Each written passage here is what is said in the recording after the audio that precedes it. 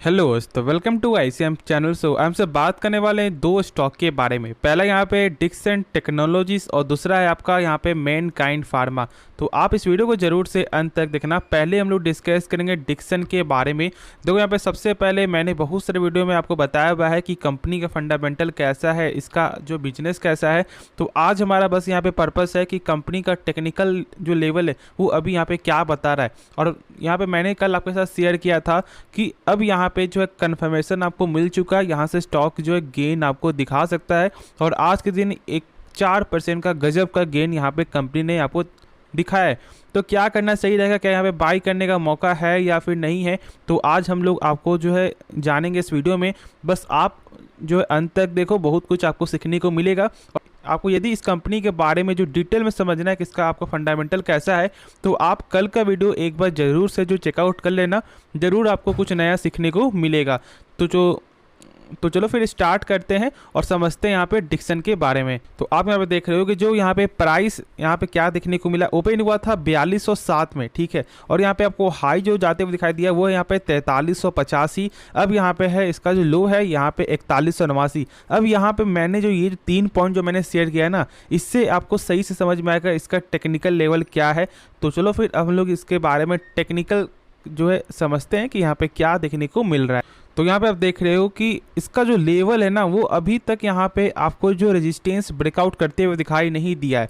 अब देखो मैंने आपको कब यहाँ पे कहा था बाई करने का, इस लेवल पे, ठीक है। आपको इस लेवल मैंने कहा था कि स्टॉक को बाई कर सकते हो। क्यों? क्योंकि यहाँ पे जो मुझे आपको कंफर्मेशन यहाँ पे मिल गया था और मैंने आपके साथ शेयर कर दिया था कि स्टॉक को बाई कर लो, और आज यहाँ पे शानदार आपको गेन देखने को मिला। अब देखो यहाँ पे सबसे पहले कि यहाँ पे एक तरह का बाइंग का जो है ना प्रेशर देखने को मिल रहा है, एक सपोर्ट है यहाँ पे नीचे से। और मैंने इसलिए आपको जो 3250 से 3 से मैंने कहा था स्टॉक को बाई कर सकते हो, क्योंकि यहाँ से अब जो है ब्रेकआउट यहाँ पे देखने को मिल रहा है।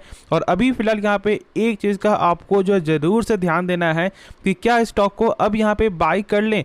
सबसे पहले एक जो यहाँ पे रूल होता है, और यहाँ पे रूल अभी जो टेक्निकल के हिसाब से अभी बाई करने का ये सलाह नहीं है। क्यों? क्योंकि अभी यहाँ पे ये जस्ट ही आपको टच किया है अपने जो यहाँ पे ब्रेकआउट लेवल को। तो जब तक इसके ऊपर यहाँ पे स्टॉक आपको ना जाए और फिर से यहाँ पे आपको एक लेवल, एक अच्छा लेवल यहाँ पे देखने को ना मिले, यानी एक यहाँ पे ग्रीन कैंडल या फिर कोई भी कैंडल यहाँ पे बनते हुए दिखाई दे, तब तक हम लोग यहाँ पे स्टॉक को बाई नहीं करेंगे। यानी कि साफ तौर से फिर से हम लोग यहाँ पे वेट करेंगे कंफर्मेशन का, क्योंकि जो यहाँ पे टारगेट था वो टारगेट यहाँ पे आपको हिट हो चुका है, जो है आपको 4386 का लेवल। तो एक अच्छा खासा यहाँ पे गेन आपका हो चुका है। तो मेरे हिसाब से ज़्यादा यहाँ पे आप रिस्क मत लो। हाँ, जब इसका ब्रेकआउट होगा तब इसके बारे में सोचना, लेकिन अभी यहाँ पे फिलहाल वेट करके चलो, मेरा यही डिसीजन होगा। क्योंकि देखो यहाँ पे प्रॉफिट बुकिंग देखने को मिल सकता है अब, इसलिए क्योंकि देखो यहाँ पे बहुत सारे जो प्लेयर है ना अभी तक यहाँ पे होल्ड करके चल रहे होंगे, और जब उनको लगेगा कि हाँ एक अच्छा प्राइस यहाँ पे हो चुका है, क्योंकि स्टॉक ऑलमोस्ट आपको जो 40% से ज़्यादा का जो रिटर्न यहाँ पे दे दिया है मात्र 2 से 3 महीने में, तो इसलिए वेट करना ही सबसे अच्छा डिसीजन होगा। बाकी आपका क्या राय है जरूर से आप कमेंट में बताना। देखो मैं यहाँ पे शॉर्ट में एक चीज़ आपको बता दूं, कंपनी के जो सबसे बेस्ट है ना वो यहाँ पे आरओसी है, यानी कि रिटर्न ऑन कैपिटल एम्प्लॉयड। यानी जो कंपनी अपने पर 100 रुपये लगा रहा है, वही 100 रुपये कंपनी का 1 साल बाद यहाँ पे 125 रुपया हो जाता है, यानी कि 25% का ग्रोथ है ऑलमोस्ट। तो इसलिए आपको यहाँ पे समझना है कि एक शानदार जो है नंबर यहाँ पे कंपनी दिखाती है। फिर से यहाँ पे देखो, यहाँ पे कंपनी जो है अपने बिजनेस को क्या कर रही है, एक्सपेंड करते हुए दिखाई दे रही है। कैसे? सामी इंडिया के साथ यहाँ पे जो पार्टनरशिप देखने को मिला है, इससे क्या होगा कि यहाँ पे कंपनी एक्सपोर्ट करेगी यहाँ पे, जिससे एक अच्छा खासा यहाँ पे इनका सेल्स में ग्रोथ देखने को मिलेगा। और जब यहाँ पे सेल्स ग्रोथ होगा, प्रॉफिट ग्रोथ होगा, तो यहाँ पे इसका प्राइस ऑटोमेटिक यहाँ पे गेन करते हुए दिखाई देगा। लेकिन अभी जो मैंने कहा है उस चीज़ को फॉलो कर सकते हो, लेकिन खुद से एक बार सोच समझ करके डिसीजन लेना। तो चलो फिर हम लोग यहाँ पे नेक्स्ट, तो स्टॉक का नाम है यहाँ पे मैनकाइंड फार्मा। देखो आज के दिन यहाँ पे 4% का एक शानदार जो गेन आपको देखने को मिला है। और यहाँ पे मैंने 1 महीना पहले ही आपके साथ शेयर किया था जब इसका आईपीओ लॉन्च हुआ था, और उसके बाद जब इसका लेवल ऑलमोस्ट यहाँ पे 1380 के रेंज में जब ये स्टॉक देखने को मिला था, मैंने आपके साथ शेयर किया था कि देखो यहाँ पे धीरे धीरे स्टॉक ये 1500 तो जाते हुए दिखाई देगा। क्यों? क्योंकि देखो यहाँ पे सबसे पहले इसका पी भी आपको एक सही देखने को मिल रहा था उस समय, और मैंने कहा था कि देखो यदि आपने एक हाई प्राइस पे यहाँ पे बाई किया हुआ है तो फिर आपको आपको यहाँ पे डरना नहीं चाहिए। मेरे हिसाब से आपको यहाँ पे होल्ड करके रखना चाहिए, और बहुत से लोग यहाँ पे होल्ड करके चले भी होंगे और उनका एक अच्छा यहाँ पे जो पेशेंस का गेन देखने को मिल रहा होगा, यानी कि पेशेंस का यहाँ पे आपको मिलते हुए दिखाई दिया है। अब देखो यहाँ पे सबसे पहले क्या करना चाहिए वो हम लोग यहाँ पे डिस्कस करते हैं। क्या यहाँ पे प्रॉफिट बुकिंग कर लें या फिर अभी हम लोग यहाँ पे होल्ड करके चलें। देखो सबसे पहले बहुत से लोग बोलेंगे कि आप जो टेक्निकल बताओ।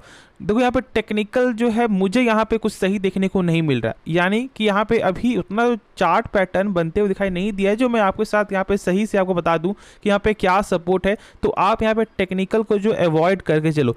पहले कुछ कंपनी का हम लोग बेसिक जो फंडामेंटल को समझते हैं कि कंपनी क्या यहाँ पे लॉन्ग टर्म में सही ग्रोथ करते हुए दिखाई दे सकता है या फिर नहीं दिखाई दे सकता है। उसके बाद हम लोग यहाँ पे 4 से 5 दिन बाद इसका टेक्निकल हम लोग यहाँ पे समझेंगे कि यहाँ पे टेक्निकल क्या बता रहा है।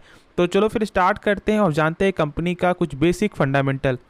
तो आप यहाँ देख रहे हो कि 21% का देखने को मिलता है कंपनी का आरओसी, यानी कि जो कंपनी अपने पर 100 रुपये लगा रहा है वही 100 रुपये में कंपनी का जो है इंटरेस्ट जो यहाँ पे गेन हो रहा है वो आपका हो रहा है 21% का, यानी कि यहाँ पे 121 रुपये आपको हो जाता है 1 साल बाद कंपनी का वही 100 रुपया। अब देखो यहाँ पे जो इंटरेस्ट कवरेज रेशियो ये 57 टाइम्स है। इसका डेब्ट यहाँ पे 0 देखने को मिलता है। और जब देखो यहाँ पे इंटरेस्ट कवरेज रेशियो, यानी कि यदि कंपनी मान लो जो है 100 रुपये भी कर्ज लेता, ठीक है, भविष्य में यदि आपको मान लो लेगा, तो फिर इसका यहाँ पे कितना गुना कंपनी का सेल आपका हो रहा है, तो 57 गुना है, यानी कि 5700 रुपया कंपनी का सेल हो रहा है। और जब कर्ज यहाँ पे 100 रुपये रहेगा तो क्या कभी चांस बन सकता है कंपनी का डूबने का?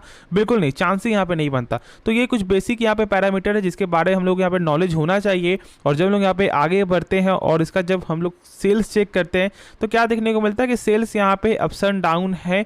और देखो ये फार्मा सेक्टर से बिलोंग करता है, और जानते हो कि फार्मा में यहाँ पे क्या होता है, जब यहाँ पे कोई ऐसा यहाँ पे घटना जब आपको होगा तो ही फिर यहाँ पे एक अच्छा शानदार गेन देखने को मिलेगा। सेल से बना ऐसे आपको यहाँ पे धीरे धीरे जो नॉर्मल यहाँ पे गेन होगा, यानी कि 10% का 15% का, ऐसे यहाँ पे रेवेन्यू पे ग्रोथ आपको हमेशा जरूर देखने को मिल सकता है। तो मेरे हिसाब से फार्मा सेक्टर में आप पैसा लगाओ, लेकिन हाँ आप उतना ही पैसा लगाओ जितना यदि मान लो गिरावट होता है तो आप इसमें पेशेंस बनाकर रख सकते हो। यदि पेशेंस यहाँ पे नहीं है आप में तो मेरे हिसाब से फार्मा में ज़्यादा पैसा आपको नहीं लगाना चाहिए, यानी देखो यहाँ पे 20 या फिर आप यहाँ पे 15% ऐसे करके यहाँ पे पैसा आपको लगाना चाहिए। अब देखो यहाँ पे हम लोग जो कंपनी का चेक करते हैं शेयर कैपिटल, तो यहाँ पे 40 करोड़ का जो शेयर कैपिटल है। और यहाँ पे देखो हम लोग चेक करते हैं जब इसका रिजर्व यहाँ पे, तो रिजर्व आपको लगातार गेन देखने को मिल रहा है जो सबसे सही चीज़ है। और जो कर्ज है वो यहाँ पे आपको बोरोइंग यानी यहाँ पे लगातार कम हो रहा है, और इसी की वजह से यहाँ पे जो डेप्ट है वो यहाँ पे 0 देखने को मिल रहा है। अब देखो टोटल एसेट कंपनी का वो भी यहाँ पे गेन है। तो कंपनी का जो अभी तक यहाँ पे जो फंडामेंटल जो शो हो रहा है ना, उसमें कोई खराबी देखने को मिलता नहीं है। अब देखो यहाँ पे हम लोग चेक करते हैं इसका कैश फ्लो, यानी जो कंपनी सामान बेचती है क्या उसका पैसा जो रिटर्न आता है। और मैंने आपको बताया हुआ कि चेक करने का तरीका क्या है। कैश फ्रॉम ऑपरेटिंग एक्टिविटी, ये जो नंबर है, इस नंबर देखो कितना यहाँ पे 1799 करोड़, इस नंबर से कम होना चाहिए टोटल प्रॉफिट। और जब लोग यहाँ पे आपको चेक करते हैं इसका कि यहाँ पे क्या निकल के आपको आ रहा है, तो 1248 करोड़ है, यानी कि कंपनी का जो कैश फ्लो यहाँ पे पॉजिटिव है। तो सारा कुछ कंपनी का जो बेसिक जो यहाँ पे पैरामीटर है, यहाँ पे जो आपको कैश फ्लो यहाँ पे फंडामेंटल है, वो भी यहाँ पे सही देखने को मिलता है। और देखो यहाँ पे जो प्रमोटर जो स्टेक है वो 76.50% है, और ऑलमोस्ट यहाँ पे 2.5% का स्टेक आपको FIS का भी और यहाँ पे आपको जो DIS का भी आपको देखने को मिलता है। और फिर देखो यहाँ पे आपको पब्लिक का स्टेक तो यहाँ पे 18% का। तो कोई भी खराबी मुझे यहाँ पे आपको नज़र नहीं आ रही है। हाँ, बस यहाँ पे पेशेंस आपको रखना है जो मैंने आपके साथ शेयर किया है। आप यहाँ पे निश्चिंत होकर होल्ड करके चलो। बाकी जो डाउट हो एक्स्ट्रा तो आप कमेंट में जरूर से पूछना। तो होप ये वीडियो पसंद आया होगा और आपको इस वीडियो में कुछ भी सीखने को मिला। इस चैनल को आप सब्सक्राइब और इस वीडियो को लाइक करना। तो मिलते हैं नेक्स्ट वीडियो में, तो तब तक के लिए धन्यवाद।